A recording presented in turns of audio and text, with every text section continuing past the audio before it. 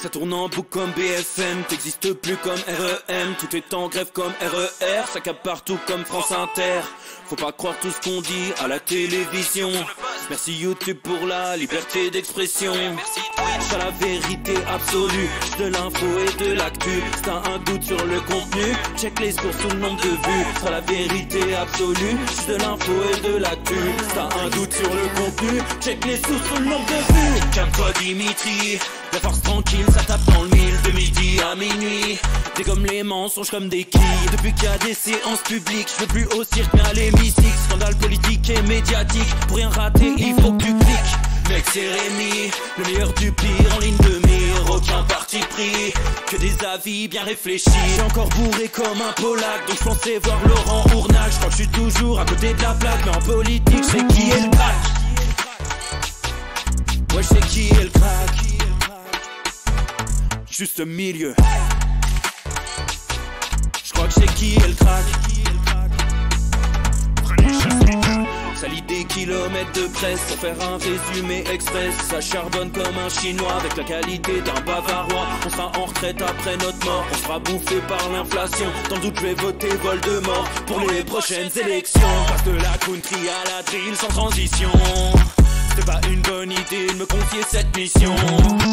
Si t'aimes pas, dégoûte pas les autres. C'est pas moi qui le dis, moi je suis roi des pauvres. Pour réfléchir, j'ai qu'un euro, non, moi je tomberai pas dans la fraude. Je prononce Relichesmittel, comme Angela Merkel. Désolé, je fais ce que je peux, je trouve ma répartie chez Lidl. Des enquêtes exceptionnelles, pas de langue de bois et de l'humour. La revue c'est juste mensuel, les vidéos c'est juste tous les jours. Ouais, c'est juste tous les jours. Juste milieu. Regarde ça tous les jours. Juste milieu. Désolé pour mon manque de répartie. Je sais même pas ce que je débite. C'est dur la géopolitique. Ou un peu comme ma... République. Ma République, non? C'est dur la République quand même, non? Ouais? Non? Ah non, c'est mou, non? Ouais, les mecs se font chier, on dirait un peu. Ouais, c'est un peu mou. Enfin, ça dépend dans quel pays. Ouais. Bah, j'y connais pas grand chose, moi. Et c'est quoi une démocratie déjà?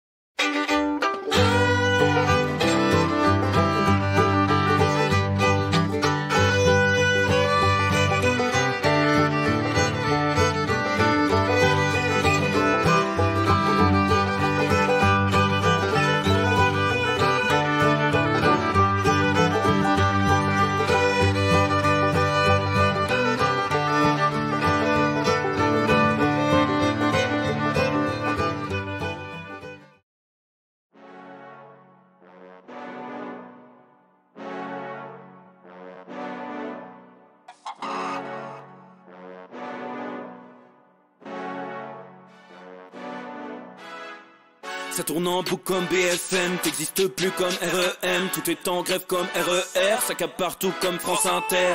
Faut pas croire tout ce qu'on dit à la télévision. Merci YouTube pour la liberté d'expression.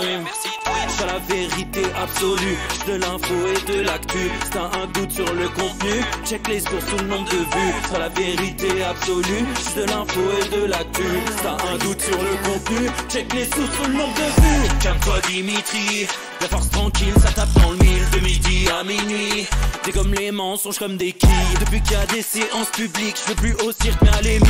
Scandale politique et médiatique, pour rien rater il faut que tu cliques. Mec c'est Rémi, le meilleur du pire en ligne de mire. aucun parti pris, que des avis bien réfléchis. J'ai encore bourré comme un Polac, donc je pensais voir Laurent Ournac. Je crois que je suis toujours à côté de la plaque, mais en politique c'est qui est le crack. Ouais, je sais qui est le crack. Juste milieu. Je crois que je sais qui est le crack. Ça lit des kilomètres de presse pour faire un résumé express. Ça charbonne comme un chinois avec la qualité d'un bavarois. On sera en retraite après notre mort, on sera bouffé par l'inflation. Dans le doute je vais voter Voldemort pour les prochaines élections. Passe de la country à la drill sans transition. C'est pas une bonne idée de me confier cette mission. Si t'aimes pas, dégoûte pas les autres. C'est pas moi qui le dis, moi je suis roi des pauvres. Pour réfléchir j'ai qu'un euro, mais au moins je tomberai pas dans la fraude. Je prononce Relichesmittel comme Angela Merkel. Désolé, je fais ce que je peux, je trouve ma répartie chez Lidl. Des enquêtes exceptionnelles, pas de langue de bois et de l'humour. La revue c'est juste mensuel, les vidéos c'est juste tous les jours. Ouais, c'est juste tous les jours. Juste milieu. Regarde ça tous les jours. Juste milieu. Désolé pour mon manque de répartie. Je sais même pas ce que je débite. C'est dur la géopolitique. Ou un peu comme ma République. Ma République, non? C'est dur la République quand même, non? Ouais? Non? Ah non, c'est mou, non? Ouais, les mecs se font chier, on dirait un peu. Ouais, c'est un peu mou. Enfin, ça dépend dans quel pays. Ouais. Bah, j'y connais pas grand chose, moi. Et c'est quoi une démocratie déjà?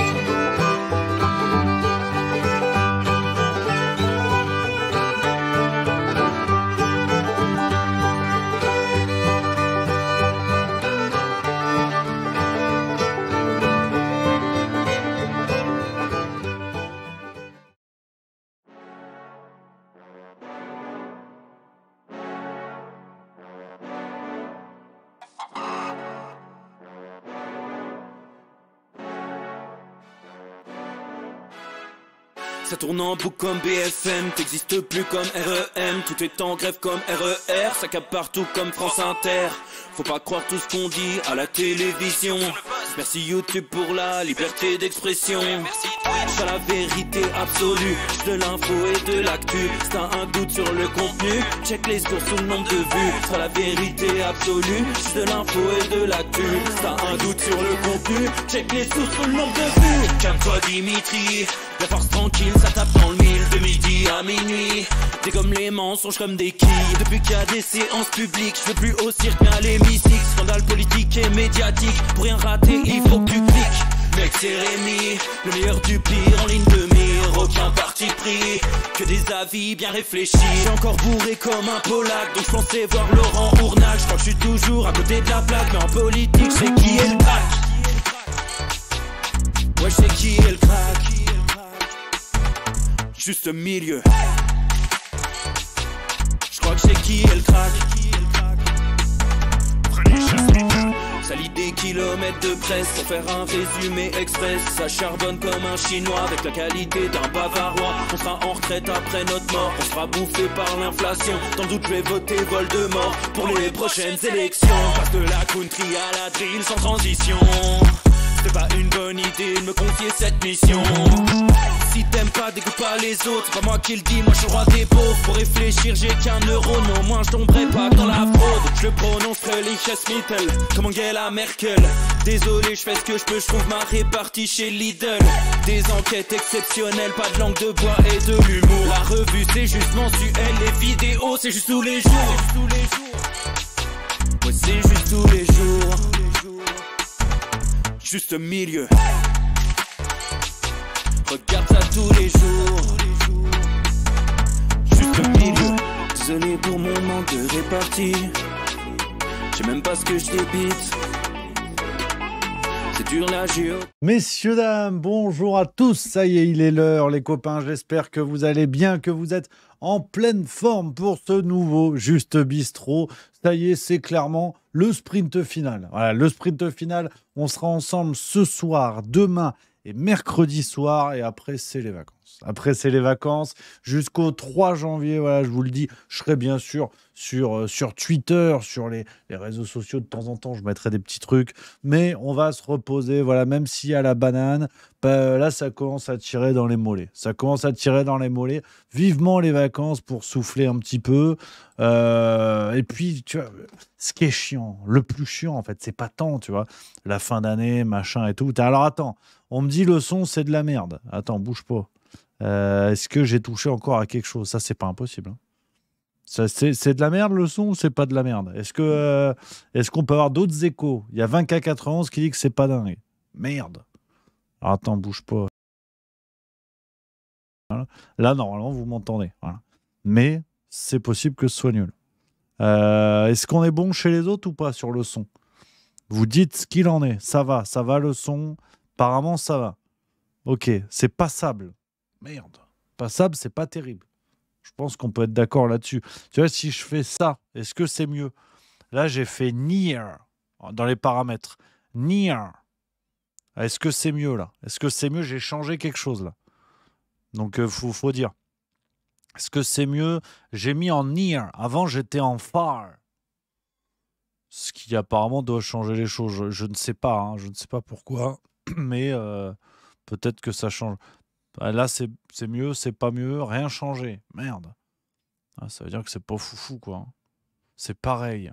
Mais attends, est-ce que j'ai... Ah, c'est fou. Ça, tu vois, tout le monde a besoin de vacances. Peut-être que j'ai touché à un truc. Non, c'est le bon machin, normalement. Normalement, on est bon. Hein. Ouais, apparemment. Pour moi, c'est très bien. T'inquiète, le son est bon. C'est fou parce que j'ai l'impression qu'en fait, c'est pas pareil chez tout le monde.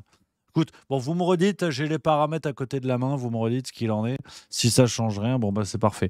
Donc, les amis, alors, ouais, c'est ce que je vous disais, c'est la fin de l'année, on est fatigué, mais c'est vrai que... En plus, ils ne s'arrêtent pas, quoi. Ils ne sont pas en vacances. Ils ne sont pas en vacances, nos amis politiciens.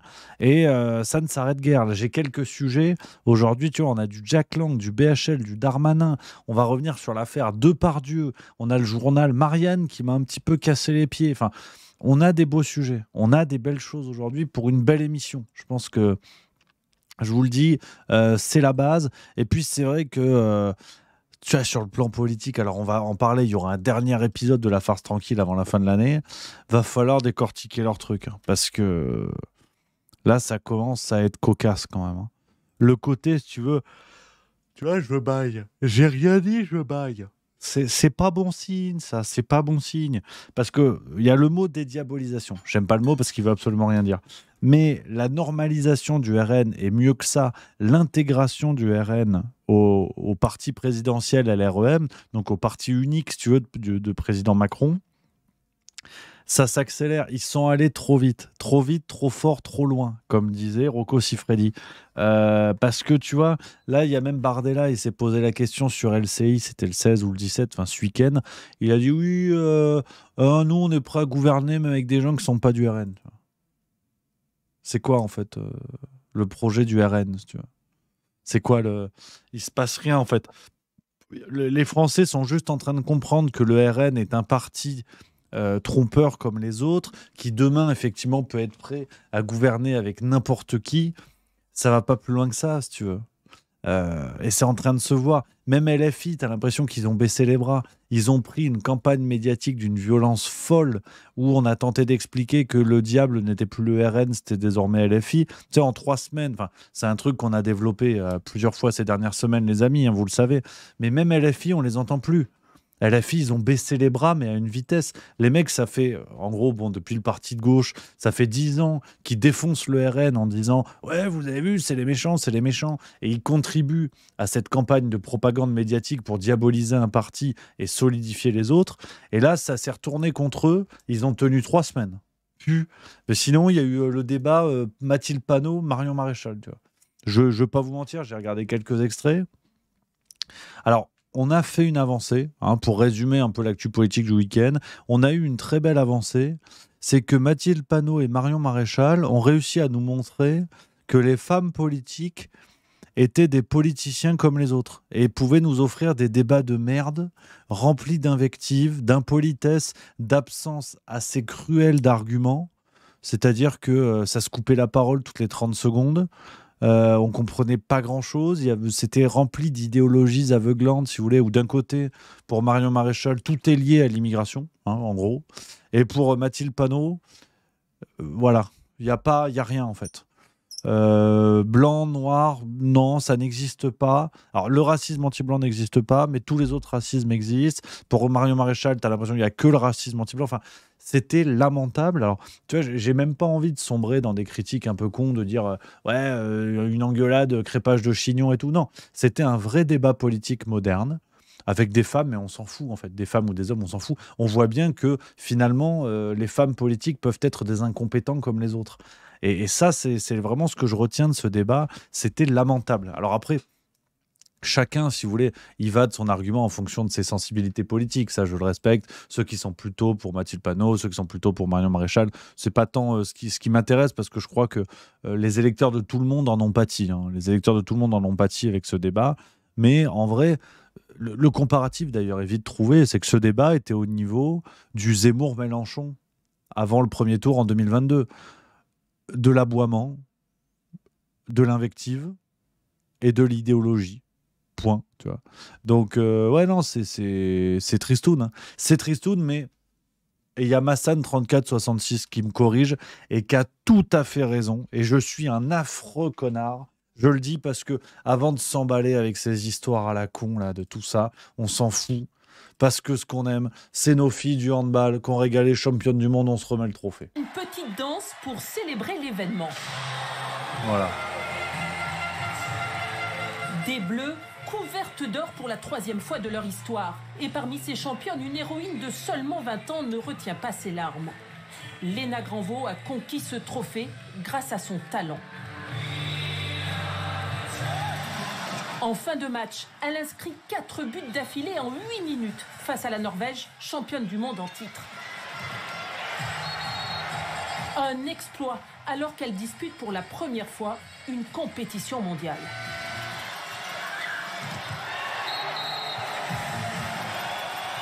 Première médaille d'or, je suis vraiment très fière de l'équipe. Magnifique match, Léna Granvaux, extraordinaire. C'est vrai que j'ai commencé sur la politique alors qu'on s'en fout. Bravo à nos filles du handball. Un match de zinzin, les amis. Franchement, on s'est régalé hier. Un match de fada contre la Norvège, hein, les meilleurs ennemis de notre équipe de hand féminin qui nous avait défoncé il y a 2 ans à l'Euro. Et là, vraiment une victoire énorme. Un match de fou, les amis. Un 20-17 à la mi-temps. C'est complètement dingue. 20-17 pour donner un ordre de grandeur à ceux qui connaissent pas le handball. 20-17, ça peut être un score de fin de match. Et là, il y avait ça à la mi-temps. C'est-à-dire, c'est comme au foot, si vous voulez un point de comparaison, c'est 4-3 à la mi-temps. Tu vois. C'est un truc énormissime. Et vraiment, nos filles du handball ont fait un match de fou. Vous le savez, moi, j'adore le hand féminin. Non pas parce que c'est féminin, parce que c'est une autre manière de pratiquer le hand, beaucoup plus virevoltant, beaucoup moins dans le rapport physique, avec quelque chose de ou qui joue très très vite et je me régale avec ça. À l'inverse, tu vois, j'aime pas le foot féminin. Là encore, c'est pas parce que c'est féminin, parce que j'aime pas le foot de base. Mais c'est vrai que quel match encore, quel match extraordinaire. Alors c'est vrai que les gardiennes étaient aux champignons, on va pas se mentir. On a notre gardienne Sako qui fait une belle deuxième mi-temps, qui nous sauve 3-4 ballons à la fin qui font la diff et qui nous permettent de gagner. Mais c'est vrai qu'en première mi-temps, des deux côtés, que ce soit Catherine Lunde ou chez nous, c'est pas Cléopâtre Darleux, c'est... Oh merde, j'ai trop de mémoire, je suis un con. Comment qu'elle s'appelle, la gardienne française à la première mi-temps? Laura Glauser, évidemment. Donc non, franchement, un match extra bravo aux filles du handball. 3 fois championne du monde, je sais pas si on se rend compte. C'est vraiment énorme. Une incroyable performance. Vivement les JO, elles font partie des rares qui vont peut-être pouvoir nous aider. Et tu vois, c'est vrai que... il n'y a pas eu de transition. Voilà. Ça, je le dis, il y a eu aucune transition entre le débat Mathilde Panot handball féminin. Mais merci à Massan 3466 de m'avoir corrigé parce que j'aurais dû commencer avec ça. Quel match de fou, je me suis régalé hier avec Madame Millot, on était comme des zinzins, ça fait plaisir. Vive le sport sur Antenne 2, vive la France. Voilà. Vive la France, je crois qu'il faut le dire, les amis, c'est le plus important. Donc voilà les amis. Et c'est vrai qu'on était maudites, il y a Papa Bong qui nous le dit dans le chat. On a été maudite face à la Norvège. C'est l'affiche sur les 4-5 dernières finales internationales. Il y a eu 3 fois, je crois, des France-Norvège. C'est vraiment l'affiche avec la Norvège et la France qui sont les meilleures nations en handball féminin. Et là, vraiment, on s'est régalé. C'était vraiment que du plaisir. Alors, tu vois, parce que je suis en forme, mais je reste un grognon. Et il y a mon Bayard 92. Bayard 92 qui me dit « Ouais, Rémi, dirais-tu la même chose pour Panot Maréchal si le débat avait eu lieu dans un ring avec de la boue ?» Alors, tu vois, c'est pas contre toi, mon Bayard, je te taquine, on est dans la vanne, je le sais, c'est juste bistrot. Mais plus largement, et au-delà de ce commentaire, tu vois, ça, c'est le genre de truc. Je suis pas néo-féministe pour un sou, qu'on soit bien d'accord. Je suis pas comme Sandrine Rousseau ou quoi, tu vois. Mais c'est vrai que ce genre de commentaire, sans jouer au pisse-froid, parce que là, c'est de l'humour, tu vois. Mais, enfin, j'espère d'ailleurs. Mais je me dis, il est vrai que c'est quand même une connerie de ramener la politique, quand il y a des femmes, à ça. Moi, je préfère me tenir à la ligne. Après, chacun fait ce qu'il veut. Je vous donne mon avis, on papote. Mais je préfère quand même me tenir à la ligne de dire, au fond, certaines femmes en politique nous démontrent qu'une femme politique peut être un connard comme les autres. Et parce qu'après, tu as parlé truc de la boue, machin et tout. Tu vois, non. En fait, puis à titre perso, j'avoue, ça me fait pas même trop rigoler. Parce que, tu vois, je me dis, non, en fait, c'est même pas une question de qui est en présence, quoi, ça me fait pas marrer, en fait. Mais c'est pas, qu'on soit bien d'accord, je le dis pas du tout contre Bayard 92, c'est une réflexion plus large, qu'on soit bien d'accord, les copains. Voilà, j'aime l'humour, il n'y a pas de problème. Si c'est de l'humour, il n'y a absolument aucun souci. Mais de manière plus large, tu vois, de ramener la politique au côté, haha, le string. En fait, non, parce que ça nous pousse à la fois à donner des billes aux néo-féministes, pour qui c'est le dernier argument politique, de dire les femmes qui font la politique, il en faudrait plus parce que vous voyez le machisme. Non, il y a certaines femmes en politique qui sont juste nulles, comme des hommes. Donc c'est aussi ça, l'égalité homme-femme, c'est l'égalité dans la médiocrité. Quand on voit Nadine Morano, Mathilde Panot, Marion Maréchal, je dois bien reconnaître que je trouve qu'il y a une médiocrité politique qui se dessine. C'est-à-dire que, je l'ai déjà dit par le passé, donc il faut que je sois cohérent. Je trouve que c'est une femme compétente. Ce qu'elle a fait avec son institut, donc une école pour former des cadres dans son cadre, des cadres dans son cadre politique. Je trouve que c'est une femme vraiment brillante, qui a de belles initiatives, qui avait une position très honnête, qui était celle de se retirer du monde politique pour gagner de l'épaisseur et de l'expérience. La voir revenir, pour moi, avec Zemmour, a marqué le début de la descente aux enfers, si vous voulez. C'est-à-dire, elle s'est mise au service d'un mec qui est une création médiatique sur le plan politique, je vous l'ai déjà dit sur Zemmour, et au service d'une ligne politique où on sait très bien que parce qu'elle maîtrise ses dossiers, parce que c'est une femme brillante, elle sait très bien qu'elle vient servir une ligne,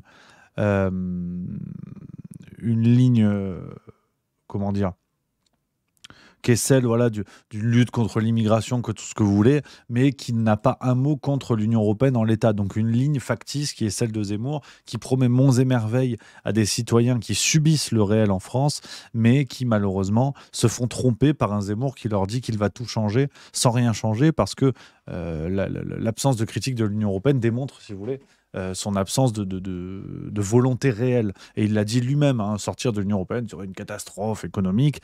Donc voilà, en fait, Zemmour ne pourra rien faire. Zemmour est un Mélanie sans le chignon. Et malheureusement, Marion Maréchal est une vraie Mélanie, presque physiquement d'ailleurs. Hein. Elle ressemble à Mélanie.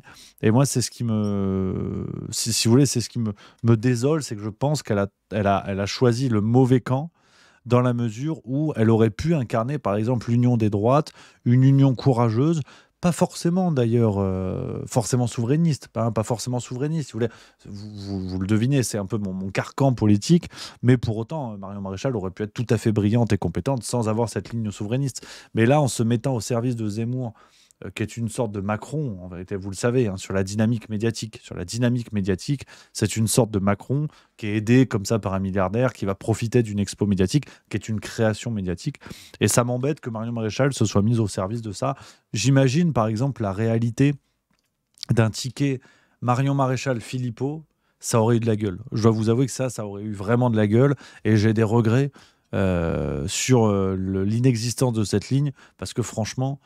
ça aurait été intéressant. Je ne sais pas ce que vous en pensez dans le chat. Hein. Les copains dites ce que vous en pensez. Cette alliance Marion Maréchal, Florent Philippot, pour rester à l'extrême droite, ça pourrait être très chouette. Mais de l'autre côté de l'échiquier, hein, je pense qu'il y a aussi d'autres personnages qui méritent d'émerger. Je pense par exemple à une Clémence Guettet. Je trouve qu'il peut être très intéressante, mais il faut qu'il lui laisse de la place, quoi. Plutôt que de parler de Louis Boyard et du fait que ce soit un ancien dealer et de laisser la parole à Mathilde Panot, bon, qui est sympa comme tout, mais quand elle parle de tolérance, de paix, qu'elle reproche aux autres d'être haineux, quand tu la vois en débat, tu as l'impression qu'à tout moment, elle va dégommer et foutre une droite au présentateur du plateau. Donc, bref, ce serait bien qu'LFI laisse aussi la place à d'autres personnalités. En tout cas, côté femme, je pense à Clémence Guettet, mais il y en a sûrement d'autres, hein, bien évidemment. Donc, voilà les amis, ce qu'on pouvait dire là-dessus, tu vois, que c'est la réflexion, on balance, on papote, on bricole. Qu'est-ce que je voulais vous dire avant d'aller sur quelques actualités? Ouais, j'ai vu un film ce week-end. Pas de transition là encore. T'inquiète pas, mon Bayard 92, je le vois, il se fait un sang d'encre dans le chat. Il dit sous le trait de l'humour, c'était manière de dire que femmes et hommes c'était la même médiocrité. Mais je sais, mon Bayard, t'inquiète pas. Voilà, c'est le juste bistrot. C'est vrai que parfois je m'emballe parce que je comprends pas le trait d'humour dans le chat. Mais là, maintenant t'as vu, j'ai fait gaffe. Je dis toujours au cas où c'est de l'humour. Et là, parce qu'une fois je m'étais énervé et tout. C'est l'esprit de Noël. We wish you a Merry Christmas. We wish you a Merry Christmas. 2024, je parle anglais. Je le sens bien. Ouais, j'ai vu un film. Ça s'appelle Excusez-nous pour la gêne occasionnée. Je crois que c'est ça. Je vais vous montrer la bande d'annonce. Et ben franchement, c'était super. Avec un casting XXL, je vous mets la bande d'annonce. C'était vraiment un délire. Le départ de notre train est imminent. Bon voyage. Ils veulent t'envoyer un inspecteur avant de te filer le poste. Ils ont envoyé Madeleine. Quoi, Madeleine? La Madeleine? Ouais. Bon, et elle est où cette conne? Elle est là, la conne. Elle est derrière vous. Mesdames et messieurs, bonjour. Je vais procéder au contrôle des billets, s'il vous plaît. Les billets Oh! Mais ça pour la prochaine voiture. Bonne caisse. La dernière fois que j'ai traversé la voiture famille sans boule caisse, j'ai fait 3 semaines d'acouphène. Mais qui est con ce gamin? C'est quoi? Il faut être beaucoup plus rigoureux, beaucoup plus carré. Puis excusez-moi, mais niveau procédure, Madeleine, j'ai l'impression que c'est un petit peu quand ça vous arrange, non? C'est-à-dire Je vais vous mettre moins 3 points, parce que vous m'avez traité d'alcoolique. 3 points, voilà, comme ça. Allô? Je suis très énervé que tu m'aies piqué le chômage. Je vais te pourrir ton voyage. Écoute-moi bien, petit enculé, d'accord? Votre langage, Sébastien, Oui. s'il vous plaît. Pardon, Madeleine, mais là, c'est un enculé. Ah, bon, ben. C'est les singes qu'on a volés au cirque, mais ils sont en girafe. Tiens, va te changer, toi, retourne à Ibiza avec ta jupe bicolore. Bourgeoise, t'as un problème, cracheuse de feu? On n'est même pas à la moitié du train et déjà vous êtes pas rendu, quoi. De toute façon, j'arrête votre évaluation. Sébastien, il est nul. Il est nul, c'est 0. Je lui gâche sa vie, voilà. Quand on fait des gamins, on les éduque, enfin. Vous m'aidez pas, là, Madeleine, vous Non, m'aidez je pas. ne vous aide pas.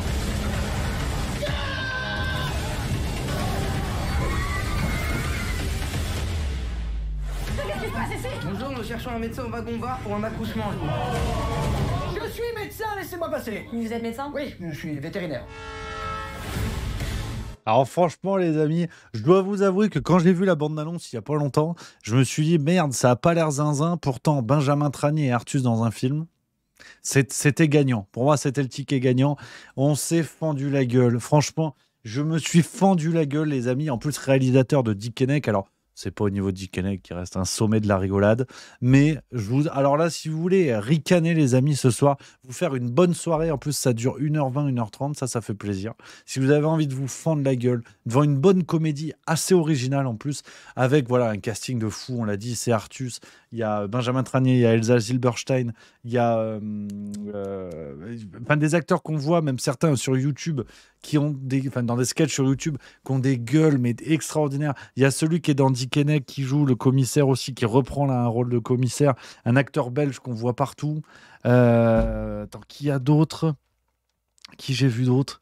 Alors, je sais plus, tu as une collection de bonhommes qui sont excellents, mais vraiment excellents, les amis. Il y a la fille qui joue, qui est dans le Monde à l'envers, là, qui est trop forte aussi comme actrice, qui est dans les sketchs du Monde à l'envers. Enfin, franchement, les copains, si vous voulez vous foutre la gueule, vous fendre la gueule pour une bonne comédie, je vous invite à regarder celle-là. C'était vraiment chouette, on s'est régalé. Et ça fait plaisir.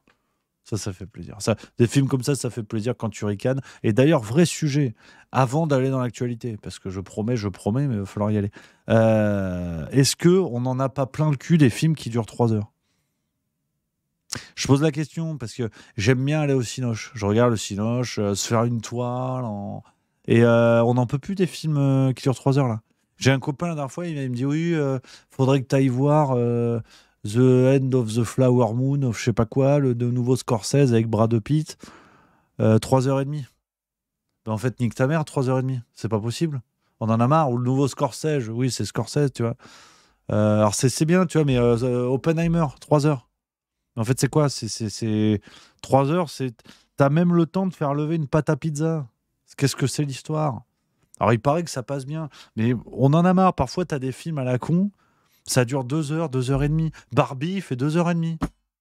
Pourquoi, en fait? Donc, moi, j'en ai marre. Voilà, j'ai un coup de gueule. Si on a des gens du cinéma, du monde du cinoche qui nous regardent, déjà, essayez de faire en sorte de déclencher les scandales dans les temps, pas 30 ans après. On va en reparler. Et surtout, on n'en peut plus. Alors, tu vois, j'aime bien, mais surtout les comédies. Format de comédie, c'est 1h30. C'est bien écrit, c'est bien branlé, tu ricanes. Mais Napoléon, c'est pareil, tu vois. Napoléon, je me suis dit, on va prendre une claque, 2h30. Non, en fait, c'est long. La scène la plus folle, c'est la levrette avec Joséphine. C'est ça le projet? C'est ça le cinéma? C'est ça ce que les frères Lumière nous ont offert? Non, c'est pas ça. Donc voilà, c'était mon coup de gueule. J'ai pas peur de prendre des positions sociales, des engagements forts, parce que le monde le mérite. Je crois qu'il faut savoir par moment être courageux. Donc ouais, non, mais oui. Alors après, sur le Napoléon, j'en avais parlé chez l'ami Dirty Tommy, que j'embrasse. Napoléon, c'est vrai que je vous en ai pas parlé directement, je vous ai pas fait ma critique. Peut-être que vous en avez rien à foutre aussi, donc n'hésitez pas à me le dire. Mais voilà, fin de la critique. Il m'a gonflé, ce film. Il m'a gonflé, vraiment. Nul. J'ai même pas envie d'aller dessus. Si vous voulez que j'en parle, vous me le dites dans le chat, mais j'espère que vous avez pas envie, parce que ça m'a emmerdé. Voilà. Donc, sans transition, on va parler actualité, les copains, avec plein de séquences aujourd'hui et 2 grands volets qu'on va évoquer. On va parler de l'affaire Depardieu et d'un article qui est sorti dans Marianne il n'y a pas longtemps. Alors, vous inquiétez pas, l'affaire Depardieu, ça va aller très vite. Ça va aller très, très, très, très vite, mais ça commence à me gonfler. Mais d'abord, quelques petites séquences, peut-être que quelques petites actualités qui ont eu lieu ce week-end. Et on commence. Alors, je crois que c'était là, dans ces derniers jours, cette intervention. Si jamais ça n'est pas le cas, n'hésitez pas à le corriger, les copains. C'est Pierre Dharréville, député NUPES, qui a fait une intervention très intéressante. Ça fait plaisir, voilà, il faut le dire. Ces députés qui se sortent un peu les doigts, qui font des séquences médiatiques comme ça, ça fait plaisir. C'est toujours des rappels. Ce sont toujours des rappels utiles. Moi, je croyais, en arrivant ici, devoir discuter le budget, devoir discuter les recettes, les dépenses, les perspectives. Mais j'ai compris, en fait, que c'était pas tout à fait le cas et que je suis ici pour dire oui, monsieur le ministre, vous avez raison, madame la ministre. Bravo, monsieur le ministre. Pardon, madame la ministre. Ou merci, monsieur le ministre. Et je voudrais d'abord effectivement dire pardon pour avoir osé déposer des amendements. pour essayer de défendre des idées, porter des propositions, porter aussi la colère des personnels soignants que je rencontre dans mon territoire et ailleurs, et je sais que ça a beaucoup contrarié Madame la Première ministre. Je voudrais également dire pardon pour avoir voté et fait voter des amendements, et c'est vrai que j'ai largement outrepassé mon mandat de député en agissant de la sorte. Pardon également pour avoir mis en danger la subtile cohérence de votre proposition. Pardon pour avoir voulu peut-être vous voler un temps précieux à vous parler d'hôpital, de pédiatrie, de psychiatrie, de maladies professionnelles, que sais-je encore. Madame la Première ministre a dit, je crois, au débat quand il est mené de bonne foi. Alors merci de tout cœur pour votre bonne foi. Merci pour la qualité de votre écoute et la qualité de nos échanges. Et au moment où s'achève cette discussion, on a le sentiment en effet qu'elle n'a jamais véritablement commencé, ou alors que c'était hier. C'est fou comme le temps passe vite. Elle a dit, des débats ont eu lieu en séance à l'Assemblée nationale et au Sénat. À chaque fois, les débats ont été constructifs. Alors merci pour ces débats si constructifs. Merci pour ce foisonnement, cette pluie, ce camailleux, peut-être ce dégradé plus exactement, ce dégradé de 49.3 qui donne tant de saveur à nos débats.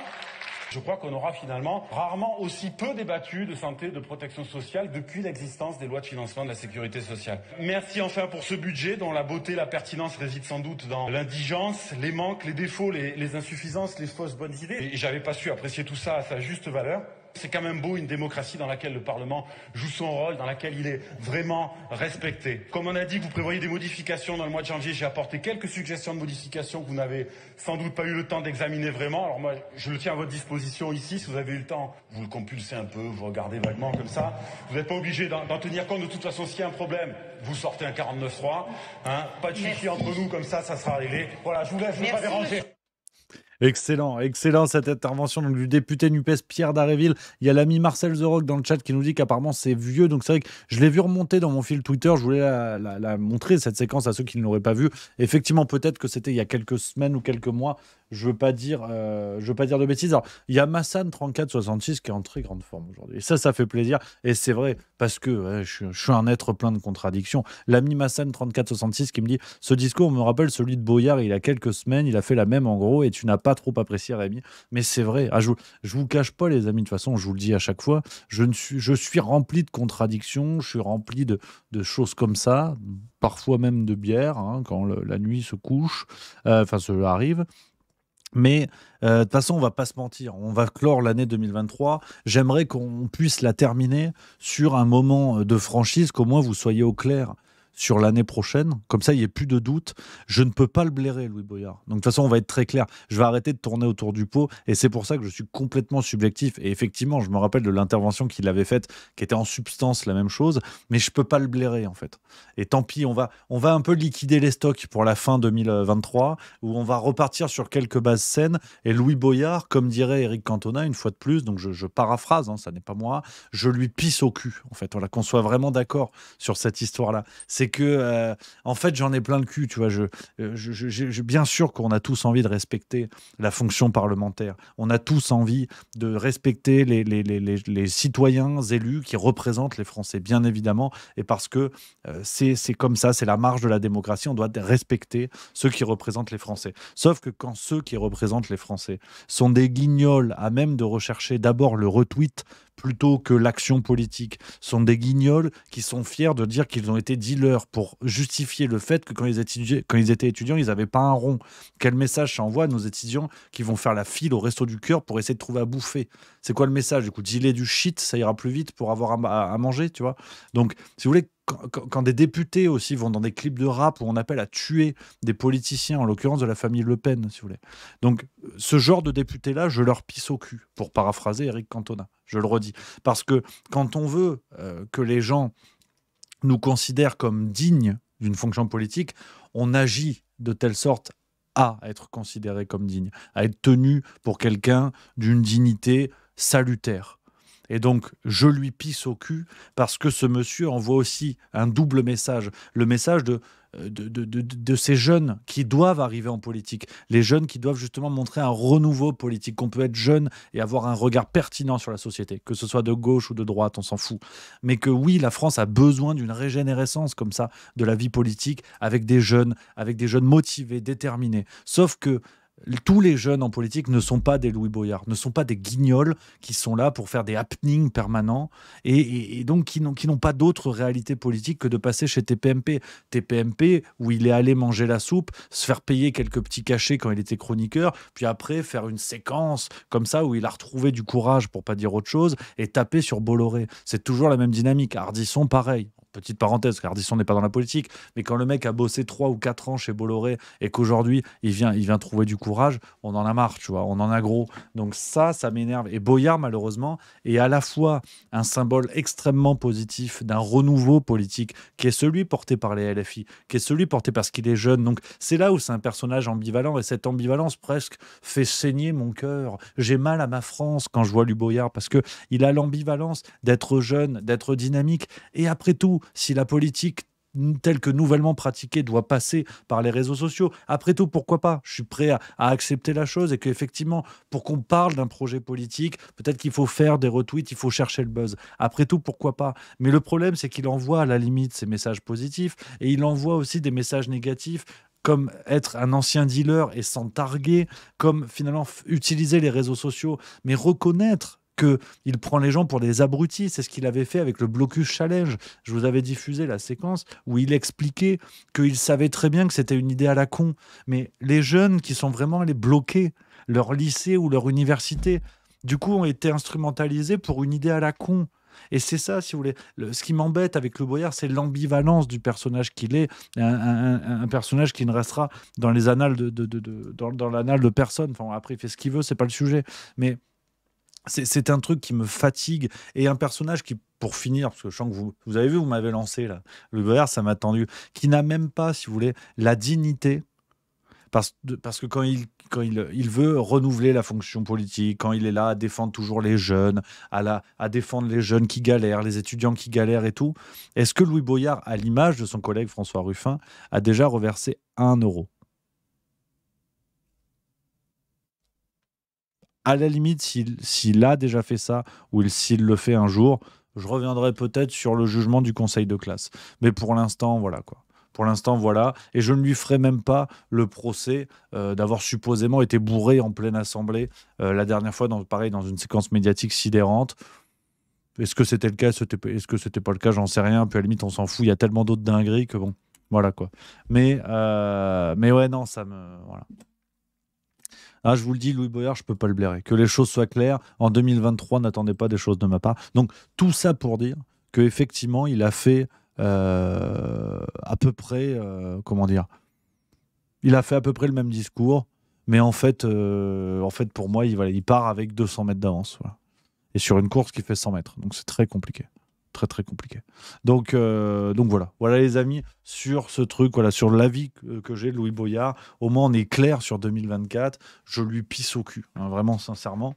Et quand il se sera excusé de ce comportement-là qu'il a eu en tant que député de la nation et qu'il a clairement nui à cette fonction, ben, je m'excuserai aussi. Hein, puis de toute façon, je pense qu'il en a aussi rien à foutre de mon avis. On va quand même pas se mentir. Hein, on va pas... péter plus haut que son fiac, comme on dit. Ça me semble très important. On continue, les amis. Alors, je ne sais pas si ça va nous détendre, mais bon, il faut continuer quand même. C'est BHL. Bernard Henry Levy. Ouais, américain. Il faut le dire en américain. Alors, on a des nouvelles de BHL qui étaient sur LCI il y a quelques jours. Je ne sais pas comment ça se passe dans son monde, mais apparemment, ça va. Ça a l'air d'aller. Vous voyez Poutine à la conférence de presse d'hier, ce Poutine qui semble effectivement jouer le temps. Le temps joue-t-il pour lui?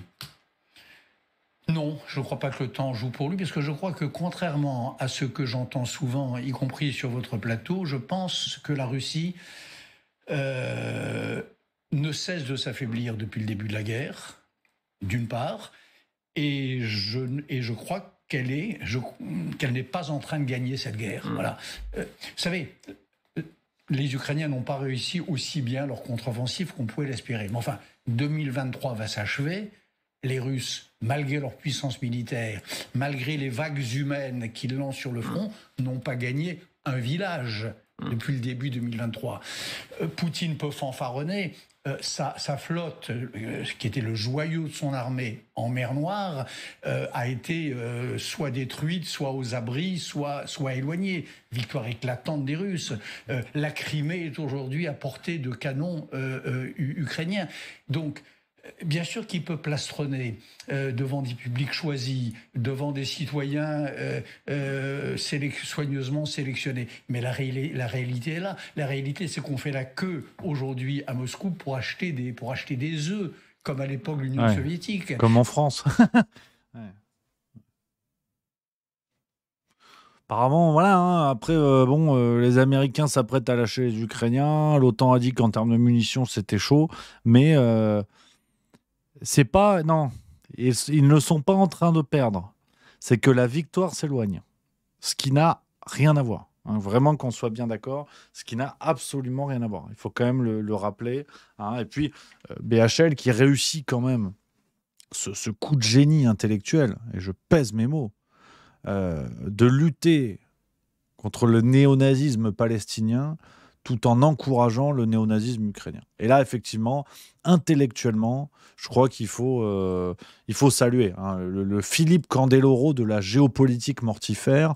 Je crois qu'il faut Voilà, très important. Et pour paraphraser hein, le titre du bouquin, je crois, de Régis Le Sommier, BHL fait partie de ces gens qui se battront jusqu'au dernier Ukrainien. Hein, je crois qu'on peut le dire.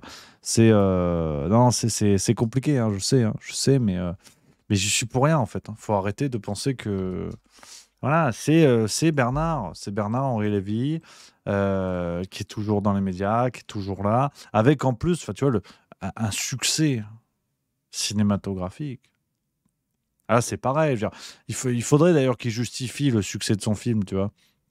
Qu'il nous dise non, c'est pas que les gens n'y sont pas allés.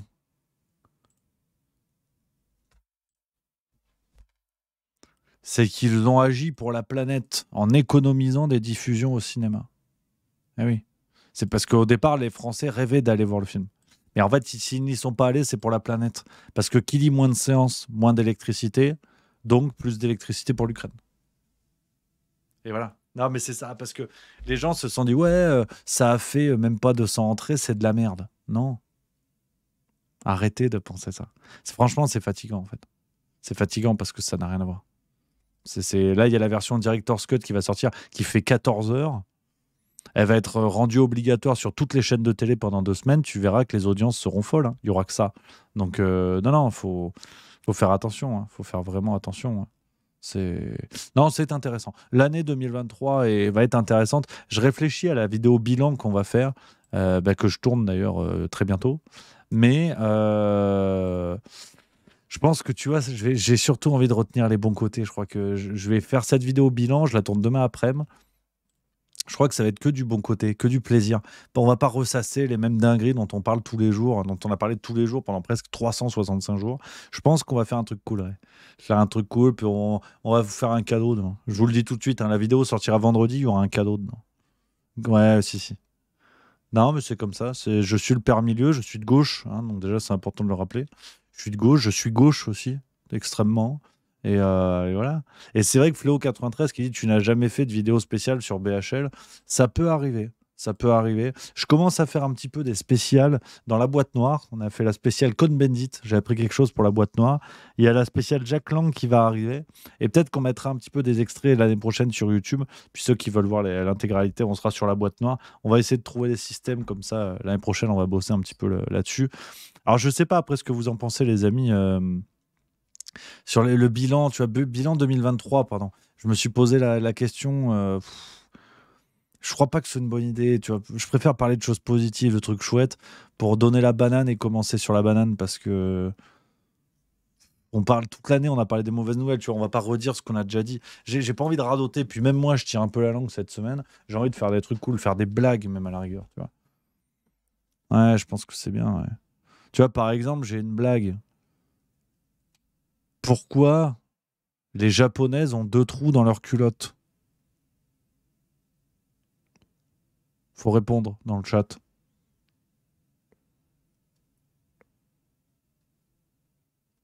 J'attends les réponses, hein, il y a un petit décalage. Moi, j'ai tout mon temps, j'en ai rien à foutre. Voilà. Pourquoi les Japonaises ont 2 trous dans leur culotte?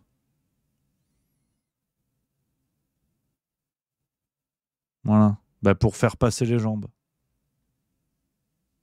C'est tout.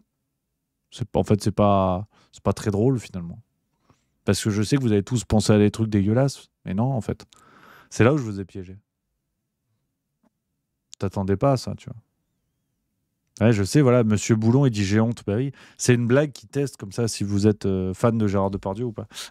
Je rigole. On va en parler. Calmez-vous. Une autre séquence, les amis. Alors, la nouvelle influenceuse à la mode, vous en avez peut-être entendu parler. C'est Gérald Darmanin, la nouvelle influenceuse qui vend des gâteaux bio. Si. On est ici à France Cake Tradition avec Dorian Bécu. Bonjour tout le monde. Et avec Stéphane Debaune, le patron. Bonjour. À Tourcoing, au 112A rue d'Anscott, juste derrière la gare, dans le quartier d'Épidème. Ici, à France Cake Tradition, il y a une 40aine de salariés qui fabriquent plein de choses très bonnes, des cakes par définition, du pain d'épices et puis plein d'autres produits. Des jolis gâteaux. Made in Tourcoing, bio, et qui, par ailleurs, indépendamment de le vendre dans la grande distribution, chez notre ami Bruno Tolmonde, par exemple, dans le centre-ville, le fromager, ouvre désormais une petite boutique éphémère. Peut-être nous raconter. Bon, alors, si tu veux, j'allais te dire, mais bon, est-ce que c'est prioritaire? Il a publié ça sur ses comptes officiels des réseaux sociaux. Point où on en est, voilà. Je crois qu'on n'en a plus rien à foutre. Mais voilà, tu vois, tu peux aller sur le compte officiel Gérard Darmanin, c'est là. Tac, tu vois. Ce qui est illégal, utilisation des moyens de l'État pour faire la promotion d'une entreprise. Bon, ben voilà, ça étonne qui? Voilà, c'est comme si je te disais sur Jackie et Michel, il y a quelqu'un qui prend un avant-bras dans un endroit où c'est pas désigné. Bon, bah c'est comme ça. Sur le compte de Darmanin, tu as des dingueries tout le temps, mais avec plaisir. Avec plaisir. Donc, c'est le plus important de considérer. Ça aussi, tu vois, ça va être une base pour 2024. Pour 2024, on est détendu. On arrête, si tu veux, de se scandaliser à chaque affaire du genre, à se dire oui, c'est inadmissible, la France sous Macron. On est au courant. On va continuer à les notifier, si tu veux, c'est important d'être rigoureux, tu vois, de surveiller l'actu. Mais il va falloir arrêter d'avoir des pudeurs de gazelle, comme dirait l'autre, à chaque scandale, parce qu'en fait, c'est tout le temps. Donc, tu vois, le problème n'est plus là aujourd'hui. Moi, 2024, j'ai envie de le placer sous le signe de l'action. Le président milieu, le programme, c'est l'action. C'est-à-dire que maintenant, on arrête, si tu veux, d'attendre quoi que ce soit, genre l'élection européenne. Je veux pas des gens qui viennent me voir en disant ouais, non mais là, si on vote bidule, ça va tout changer. Non, les élections européennes, c'est-à-dire que Jeanne d'Arc, quand le barbecue était allumé depuis une demi-heure, il y a personne qui est arrivé avec un éco-cup d'eau en disant tiens, on va éteindre, mais là je le sens bien, le fuego, c'est bon, on va la faire revenir. Non. On est sur une chipot, point. Là, c'est pareil. Les élections européennes, qu'on ne vienne pas me raconter que ça a changé quelque chose. L'idée, c'est l'action maintenant. L'action, la réflexion. On accepte, on est ensemble. On arrête de se mettre sur la gueule parce que toi, tu votes Mélenchon et toi, tu votes Le Pen. On s'en bat les couilles, mais décidément. Vraiment, définitivement, on n'en a plus rien à foutre. Si on veut avancer, c'est comme ça. On fait des réseaux. C'est-à-dire que c'est aussi pour ça que le spectacle Juste Milieu, il me fait plaisir et j'ai hâte de le faire. Les gens vont se rencontrer. Si on joue, je sais pas, à Colmar, des gens qui vont dire c'est marrant, vous êtes venu pour Juste Milieu. Ben non, connard, pour Anne Romanoff. Ça, faut se répondre ça, pour comprendre qu'il y a de la taquinerie, tu vois. Après, dire mais vous habitez à Colmar? Oui, bien sûr, et vous? Nous aussi. Et là, les gens se connectent. Ils restent entre eux. Et par exemple, mon rêve, c'est que des gens sympathisent en se rencontrant, que ce soit grâce à Juste Milieu ou d'autres chaînes, bien évidemment, les chaînes des copains, Le Monde Moderne, le Putsch de Nicolas Vidal, tout ce que vous voulez, Greg Tabibian et tout ça, et que les gens papotent entre eux. Ils disent tiens, Michel, tu prends l'apéro à la baraque, il y a la farce tranquille. Oui, mais Thierry, on est lundi. Ouais, mais on s'en branle, parce qu'on est en Alsace et il faut boire des coups. D'accord, j'arrive. 14h, Gewurz. À dégager voie 12. Jusqu'au mercredi 18h pour la farce tranquille. C'est ça que je veux pour 2024. Et c'est comme ça qu'on va bricoler. Que les gens se parlent, les gens se connectent, les gens s'entraident, mais qu'on arrête de ruminer dans notre coin, tu vois. Parce que si tous les jours, vous êtes comme ça tout seul chez vous en disant « Ah ouais, Macron, c'est n'importe quoi », on va tous devenir fous. Et il faut qu'on se rencontre. Il faut qu'on vive ça ensemble, en vrais humains, dans la vraie vie. Qu'on se serre la pince, qu'on se fasse des bisous. Ça, c'est le plus important. Et là, il va se passer un truc. Si les gens se connectent comme ça, passent des moments, échangent, brisent, si tu veux, c'est la volonté de cette société qui veut atomiser les individus, les rendre de plus en plus seuls. Si on veut buter les chats et les chiens de compagnie, c'est pas pour la planète. La planète, on n'en a rien à branler. C'est parce que c'est le lien humain-animal en l'occurrence, mais le lien. Et il faut que les gens soient seuls en regardant BFM TV. Et ça casse les couilles. Donc, mon projet pour 2024, c'est l'apéro. Voilà, jus d'abricot, bière, vin blanc, vous faites ce que vous voulez, c'est pas le sujet. L'apéro. L'apéro comme moyen de réinventer la société. Il faut parler, il faut discuter, il faut trinquer. Chin-chin. C'est chin-chin qui va nous sauver. Et je suis extrêmement sérieux en vous disant ça. C'est que si on fait ça, déjà, il va y avoir du sens. Parce que les gens vont dépasser les clivages. Vont accepter de te dire, tiens, on va manger chez Nathalie. Alors, ok, elle vote Mélenchon, moi je vote Le Pen. Mais Nathalie, elle est sympa. Parce qu'elle maîtrise quand même très très bien le jarret de porc. Et donc, on va manger chez Nathalie. Et on discute, ah ouais, mais Mélenchon, c'est quand même un connard. Ah oui, mais Marine Le Pen, c'est quand même une raciste. Mais on discute. Bah, allez, reprends un coup de vin, Nataloche. Et ça, c'est ce que je veux. Ça, après, vous faites ce que vous voulez, tu vois. Ça va être porté comme ça, tu vois. Puis les gens vont parler, ah tiens, t'as vu, les agriculteurs, c'est une galère en France, ils manifestent que c'est la merde pour eux. Ah ben, t'as vu, en Allemagne, pareil. Et là, on crée des réseaux. Et là, on gagne. Voilà le projet. Chin-chin. L'apéro. L'apéro comme futur. Voilà, ça va être le slogan. Je viens de dessiner la campagne politique devant vous les amis. Ça me semble très important parce que sinon on va pas y arriver. Tu vois. Sinon tout ça va se perpétuer. Comme Jack Lang, qui a été réélu à la tête de l'Institut du monde arabe. J'aimerais savoir ce qu'a fait le monde arabe pour mériter ça. Parce que, et je pense d'ailleurs à nos amis, d'ailleurs ça veut rien dire les Arabes, parce que d'origine arabe ça veut absolument rien dire, mais nos amis du Moyen-Orient, nos amis du Maroc, d'Algérie, de la Tunisie ou d'origine de ces pays-là, qui se disent, bon déjà, ils ont l'imam Chalgoumi pour les représenter en France, enfin, là c'est plus pour les musulmans de France, maintenant Jack Lang, qu'a fait le monde arabe pour avoir ce genre de monsieur, tu vois. On sait pas. Mais il y a une volonté quand même de leur poser problème. Tu vois, c'est Marianne qui nous dit. Et Emmanuel Macron reconduit Jack Lang, 84 ans, à la tête de l'Institut du monde arabe. Pourquoi, en fait? À un moment donné, il ne faut pas s'étonner que des gens se sentent persécutés en France. Quand tu fais ce genre de cadeau, évidemment que les gens deviennent grognons. Tu vois. Donc il faut faire quelque chose. Donc, ouais, c'est ça, c'est très important. Puis pareil, tu vois, quitte à être encore plus dans l'esprit, voilà, quitte à être optimiste pour 2024, je veux être optimiste. C'est aussi, on dépasse les clivages et on dépasse les histoires de religion, tu vois. C'est pas le laïcisme à la con, tu vois, c'est pas du tout ça. Mais les gens commencent à se mettre sur la gueule hein, aussi pour des histoires de religion. Alors que, tranquille, tu vois. Chez les cathos, il n'y a pas que des gosses il n'y a pas que des prêtres qui enculent des gosses. Et chez les musulmans, il n'y a pas que des gars qui font le Bataclan, tu vois. Faut se détendre. On va aller manger le couscous chez Momo. Parce que Momo, il est sympa comme tout. Et Momo, il regarde la farce tranquille. Et ça fait plaisir. Et de l'autre côté, on va aller manger la blanquette de veau chez Christine. Parce que Christine aussi, elle aime la farce tranquille. Et donc Momo et Christine, si tu lis Libération ou Le Figaro, ils sont pas du tout destinés à se parler. Faut qu'ils se mettent sur la gueule. Parce qu'ils n'ont pas la même religion. Et ben c'est ça qui est bien.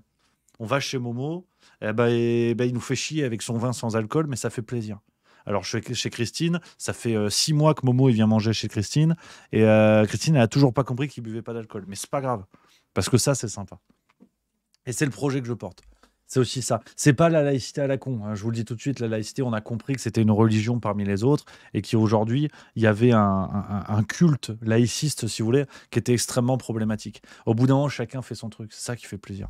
On va chez les amis juifs, faut pas y aller le vendredi, je sais pas quoi. Voilà, chacun bricole. Et si tout le monde peut s'entendre en se disant le mercredi, c'est farce tranquille, avec cet esprit-là, tu vois, là, je suis le roi du monde. Et là, bon, ça fait un petit peu secte formulé comme ça, mais je suis vraiment le roi du monde. Donc, on va chez, tu vois, un jour, après un spectacle, ça, c'est le rêve en 2024, on fera un grand barbecue, immense barbecue, avec les merguez halal, les merguez normales et les merguez cachères. D'ailleurs, il n'y a pas de merguez normale parce que c'est forcément halal, je suis con. Les chipolatas, si tu veux. On fera les chipolatas halal, les chipolatas tranquilles et les chipolatas cachères. Et comme ça, par le règne de la chipolata, on va bricoler. Chipolata apéro, c'est ça le programme plus ou moins. Qu'on arrête d'emmerder les gens. Tu vois. Faut arrêter. Il y a des extrêmes dans toutes les religions. Chez les juifs, il y a des extrémistes, on les voit aujourd'hui à l'œuvre. Chez les musulmans, il y en a qui se font sauter. Chez les cathos, il y a des trucs vénères. Faut arrêter, tu vois. C'est pas toute la religion comme ça, tu vois. Et je dis ça en n'étant pas moi-même religieux, si tu veux. Donc, voilà. Par contre, j'ai une exception. Je suis humaniste. Mais les véganes, faut pas trop casser les couilles quand même. Voilà. Non, mais je précise. Non, mais parce que, voilà, on fera tout ce qu'on peut pour tout le monde, mais qu'on vienne pas me dire, oui, le barbecue, ça a touché les chipolates. Non. Hein, voilà. Il y aura des aubergines. Je dis pas ça, j'adore. Mais attention quand même. Hein, que chacun n'arrive pas non plus avec sa recommandation parce qu'on va pas s'en sortir. Les Bretons, oui, le beurre salé, non. Hein, voilà. Je suis humaniste, mais il faut pas pousser mémé dans les orties non plus. Il faut faire attention.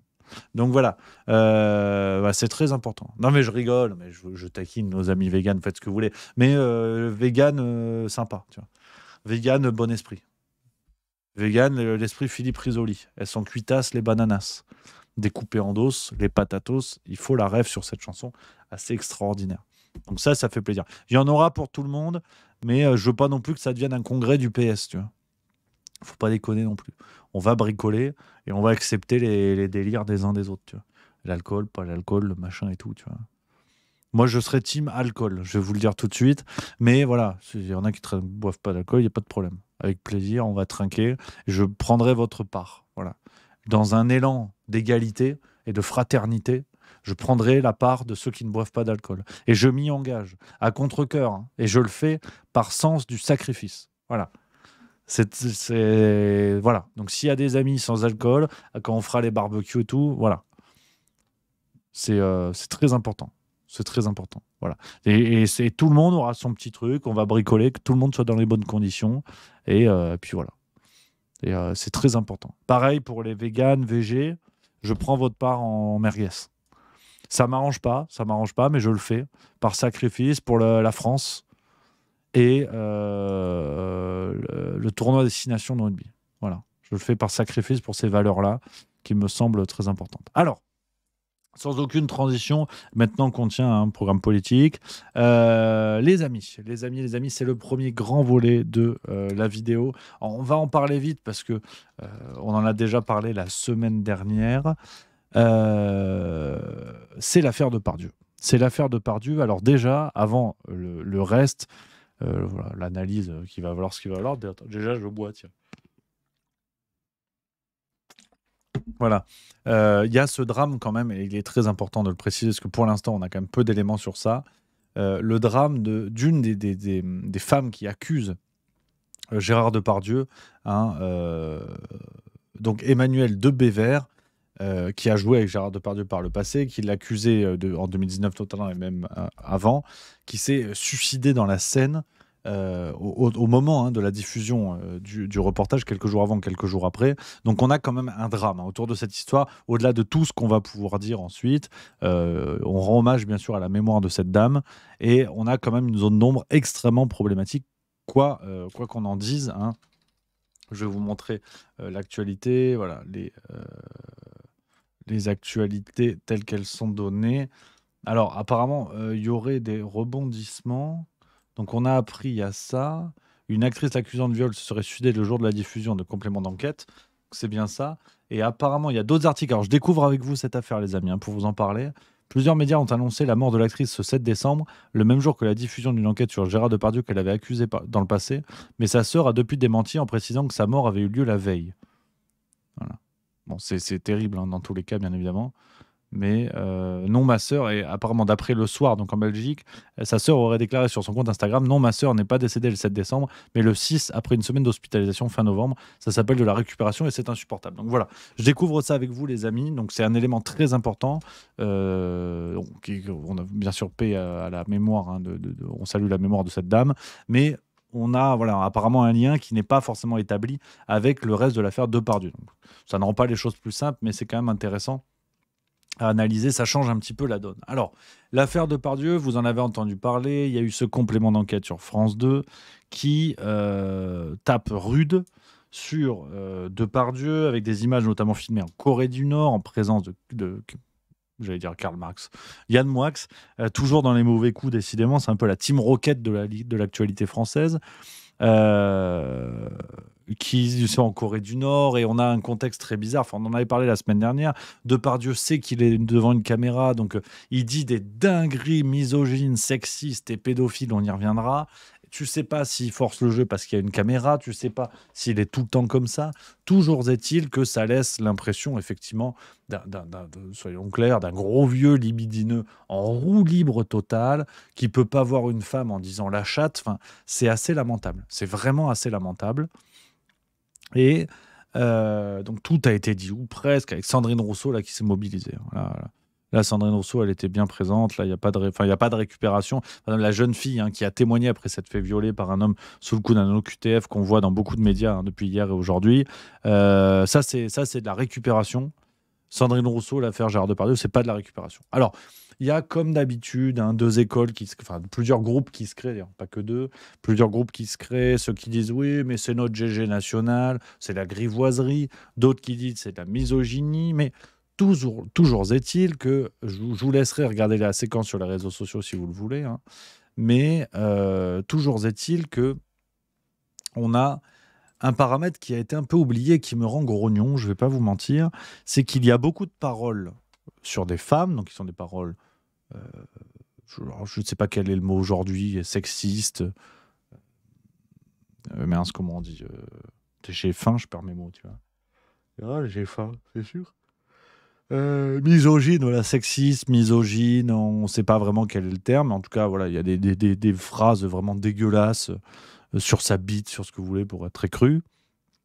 Et à un moment donné, Depardieu parle des femmes qui aiment faire du cheval parce que ça les excite, et il y a une fille de 10-11 ans, une fillette de 10-11 ans qui passe devant lui à cheval, et il fait une remarque, alors ça te plaît, un truc très, très gras, très sale, où tu comprends tout de suite l'intention. Donc, vous connaissez la maison, c'est pas parce que j'aime bien Depardieu que je vais m'empêcher de dire ça. Pour autant, on va pas dire c'est un pédophile, qu'on soit bien d'accord. Il y a ces propos-là. Après, vous savez que j'aime pas essentialiser les gens de la sorte, sauf quand, tu vois, on a des comportements appuyés. Je sais que ça nous a valu quelques débats par le passé, mais je pense par exemple à un Morandini qui a érigé ce genre d'abus, en l'occurrence avec des jeunes hommes quasiment majeurs pour la plupart, mais quand même, qui a érigé ça en méthode, si vous voulez, donc c'est quand même une autre salade. Depardieu, jusqu'à preuve du contraire, et puis Depardieu, pour le coup, n'a pas eu affaire à la justice pour l'instant sur ce genre d'affaires, donc on ne va pas essentialiser, mais on a cette séquence-là. Et je vous avais dit, rappelez-vous, c'était le jour même, je crois, de la diffusion du documentaire, donc jeudi dernier ou il y a 2 semaines, je vous avais dit, je vous parie l'apéro, que les médias et quelques politiciens qui voudront en parler ne vont retenir que le motif misogyne. Et aucun, ou très peu, vont oser dire qu'il y a aussi un motif de pédophilie et de la sexualisation d'une fillette de 10-11 ans. Je vous l'avais dit, je vous avais parié l'apéro, et c'est exactement ce qui se passe. Exactement ce qui se passe. Tout le monde tombe sur Depardieu, alors avec des sanctions qui rappellent celles du début de la guerre, les sanctions contre la Russie et l'exclusion de l'Eurovision. Là, sa statue du musée Grévin s'est tirée. Bon, l'avantage, c'est qu'en termes de cire, ils pourront en refaire 3-4 avec. Il y a apparemment une procédure de sanction sur la Légion d'honneur.